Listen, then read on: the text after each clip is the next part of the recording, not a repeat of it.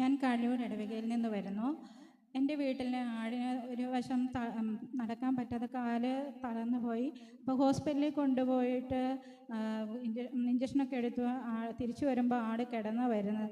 പിന്നെ വീട്ടിൽ ആട്ടുംകുട്ടി കിടത്തി തീറ്റയൊന്നും എടുക്കില്ലായിരുന്നു. വെള്ളമൊന്നും കുടിക്കാതെ കിടക്കുക. അപ്പോൾ എനിക്ക് വിഷമായി.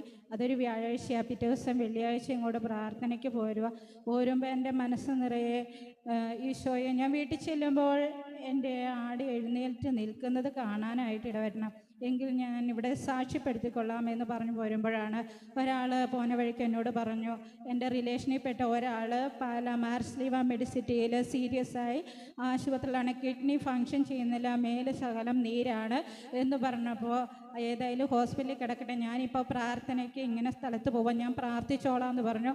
അപ്പോൾ ഇവിടെ വന്നിരുന്നിട്ട് ഈ രണ്ട് കാര്യവും ചെയ്തു തരികയാണ് കർത്താവേ.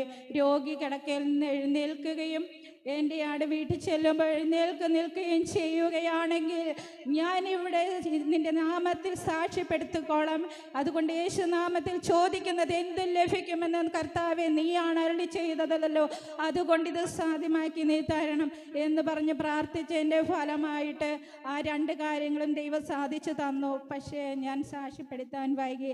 കർത്താവിനോട് പറഞ്ഞു, നീ എനിക്ക് സാക്ഷ്യം നൽകുന്ന ലജ്ജിക്കരുത് എന്ന്. പക്ഷെ പറഞ്ഞു കേട്ടില്ല. ഞാൻ ഓരോ ദിവസം അടുത്ത ആഴ്ച എന്ന് പറഞ്ഞു. അപ്പോൾ പറഞ്ഞു, നീ ഇനിയും പറഞ്ഞില്ലെങ്കിൽ നിൻ്റെ അഹങ്കാരം നിമിത്തം ഞാൻ നിന്നോട് എന്തെങ്കിലുമൊക്കെ ദേഷ്യപ്പെടും ഒക്കെ ചെയ്യുമെന്ന് പറഞ്ഞപ്പോൾ ഞാനിപ്പോൾ അതിൻ്റെ പേര്, കാരണം ഇത്രയും ആളുകളുടെ ഇടയിൽ നിന്ന് പറയാനുള്ള ഒരു ഇത് എനിക്കുണ്ടായിരുന്നില്ല. അതുകൊണ്ടാണ് സമയം കഴിഞ്ഞ് ഒത്തിരി ഉണ്ട് സാക്ഷ്യപ്പെടുത്താൻ. സമയം കഴിഞ്ഞതിൻ്റെ പേരിൽ ഞാൻ നിർത്തുന്നു. സൗഖ്യം കൊടുത്തതാണ് സാക്ഷ്യം.